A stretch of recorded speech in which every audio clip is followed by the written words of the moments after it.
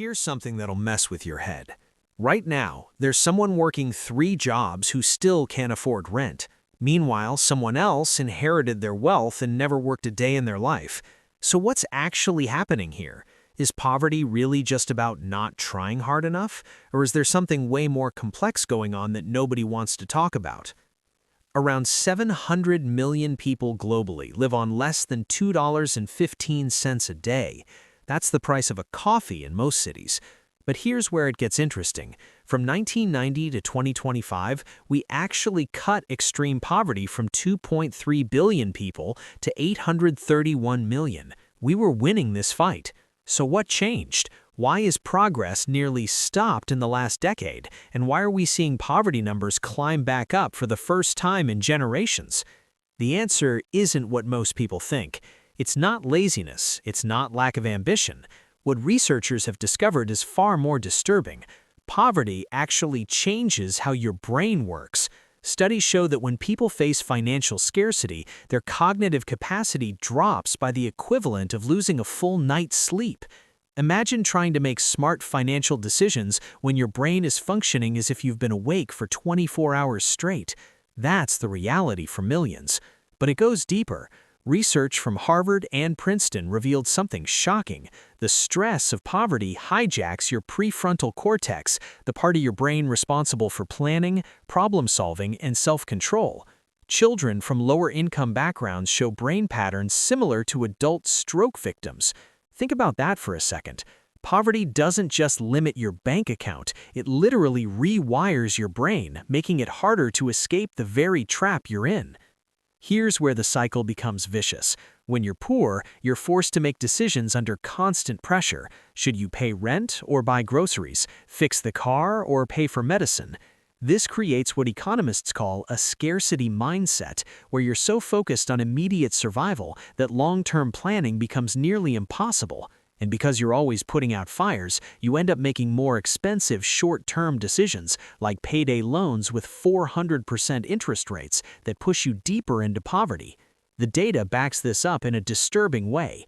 Adults who experience childhood malnutrition earn 22% less than those who didn't, even decades later. In Ethiopia alone, childhood stunting costs the economy 16% of its GDP. One study found that people in the top 1% of income live 14.6 years longer than those in the bottom 1%. We're not just talking about money anymore. We're talking about entire lifetimes stolen by poverty. Before we continue with this video, I would like to remind you that most of you are not subscribed to this channel. Please hit that subscribe button to support us create valuable content like this. Thank you for subscribing. Now, let's continue. Now, here's what makes this even more complicated. External shocks that most people can weather become catastrophic for those already struggling. Climate disasters are projected to push 130 million more people into poverty by 2030. For farming families in countries like Malawi, where 80% of the economy is agricultural, one bad harvest doesn't just mean less income, it means selling your tools, pulling kids out of school, going into debt you'll never escape. These aren't choices, they're survival calculations made under impossible pressure. And then there's the invisible architecture of inequality.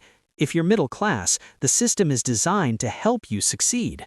Automatic savings plans, low-fee banking, employer benefits, tax advantages. These are default settings that protect you from mistakes. But if you're poor, that architecture works against you. No banking access means check cashing services that take 5% of your paycheck. No credit history means predatory lenders. No savings cushion means any unexpected expense, a broken car, a sick child, becomes a financial crisis that compounds. The World Bank found that conflict, economic stagnation, and climate shocks have already undone decades of progress, pushing nearly 100 million additional people into poverty compared to 2019. We're literally moving backward. What took 25 years to achieve is unraveling in less than a decade. But here's the part that should concern everyone. Poverty creates poverty. When children grow up in poverty, they face developmental delays, toxic stress, and nutritional deficits that follow them for life. They're more likely to experience poverty as adults, creating generational cycles that span centuries. The system isn't just failing to lift people out of poverty, it's actively trapping entire families in it.